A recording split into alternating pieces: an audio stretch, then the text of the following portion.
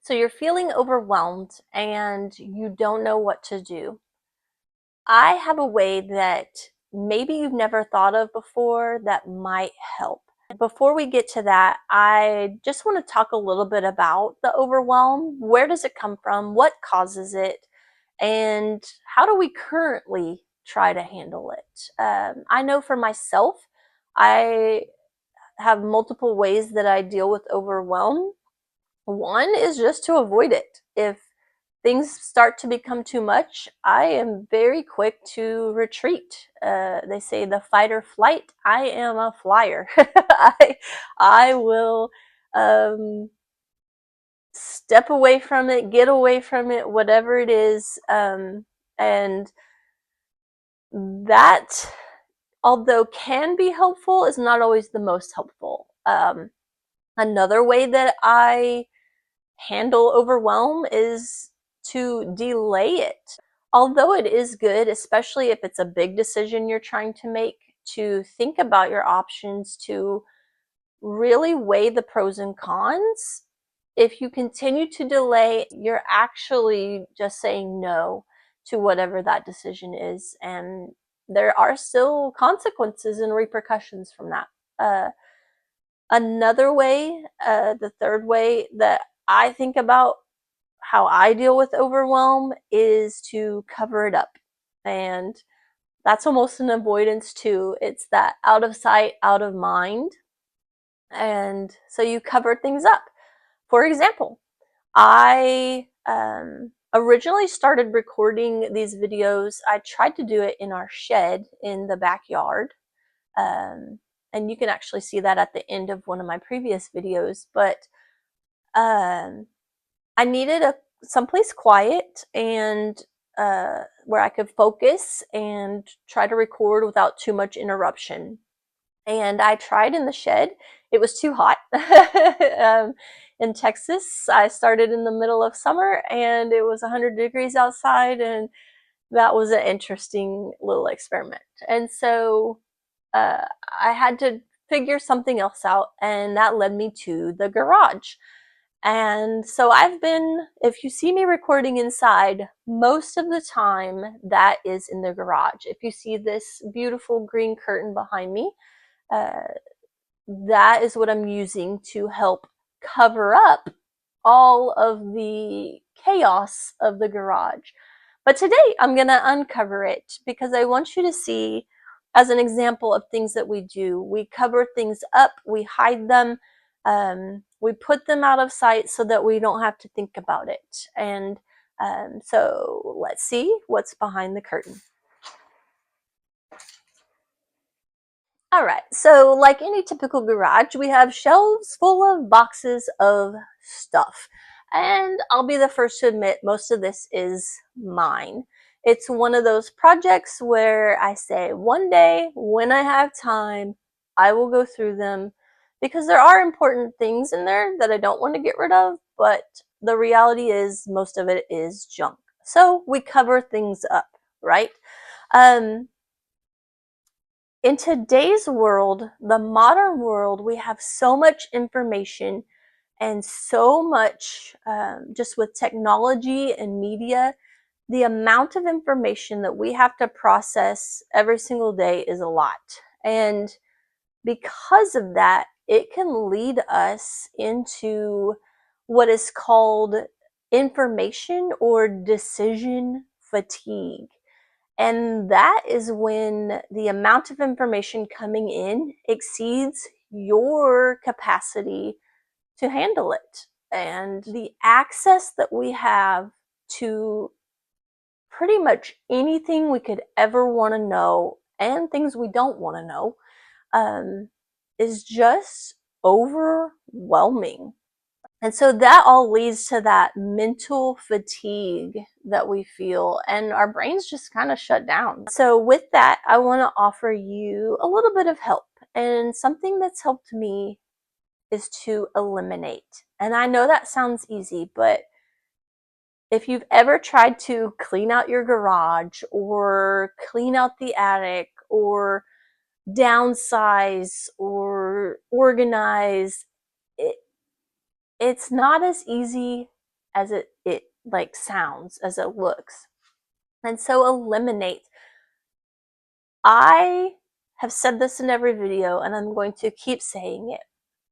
Whenever you take steps to improve, whether it's taking an action or eliminating something, do it in small steps. Doing the small steps will make it so much easier and not add more stress to your life. And so when I say you're overwhelmed, what can you do to help that? Eliminate something, do something small. That doesn't mean, burn your house down. Start over, like eliminate it. Like, we want to keep the good things. We don't want to get rid of all of it. And eliminating small things will make it so much easier for you. So, an example of this. Let's say you're going out with someone for dinner and you need to decide where you're going to eat. Let's say there are 5 different places that you and this person like to go to. That's not a lot, but you still need to narrow it down. And for some people, it's super easy. They can decide like that. Good for you. I'm not one of those people. I'm often like, oh, they all sound good. Oh, any place is fine. And so if you need to make a decision though, start by, rather than trying to focus on which one do you want to go to, focus on which one could I eliminate from the list. So instead of 5, let's narrow it down to 4. And this really works well if you take turns with it. So Dave and I will often do this. He's great at this. He'll give me 3 options and say, okay, which one do you not want to go to? And that helps because you can say, oh, well, I just ate at restaurant A yesterday, so I don't want to go there today. Or you could say, oh, I'm not really feeling burgers tonight. I'd rather have pizza or chicken. So you can eliminate the burger joint. That helps you. So it's small steps, small eliminations to help you get to a final decision. Choosing what you want to have for dinner is a fairly easy example. So let's do a little harder example. How about, are you avoiding your calling because you're overwhelmed by life? How do you eliminate something in that decision, in that equation? There's a few ways. You eliminate an excuse. I know one that I have used for a long time and still even today is, it's not a good time. It's not a good time. I have too much on my plate. I don't have any free time. I don't have the things that I need. It's just not a good time. Will it ever be a good time? The truth is, probably not. There will never be a perfect time to take a step towards what God is calling you to. There won't be. And so sometimes you have to take those steps even when it's not a good time. So eliminate your excuses. You'll eliminate that excuse, and you have several more lined up. So it might take you some time to eliminate all of those excuses. Just do it one at a time and work through them and clear them out. Another thing that you can eliminate is distractions. Doom scrolling, anyone? I mean, social media is designed to keep you hooked. It keeps looping you back in, keeping you on the platform. Because how do they make money? By keeping you using their program, their app, their system, whatever it is. And so they want you to stay on there. They want you to continue to go down those rabbit holes.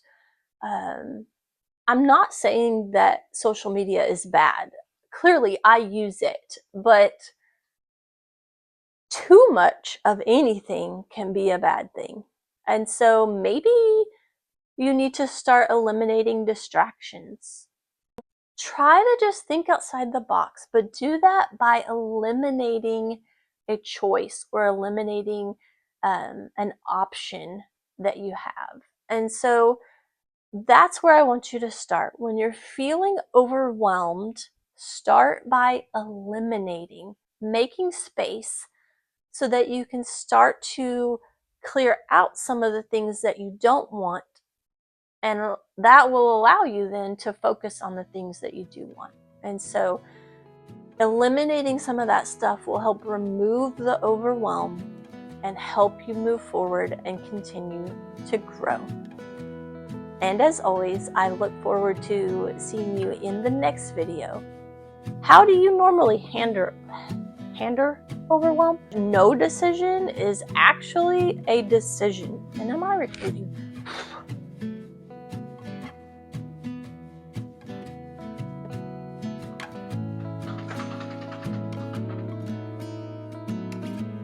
But first, I want to talk about,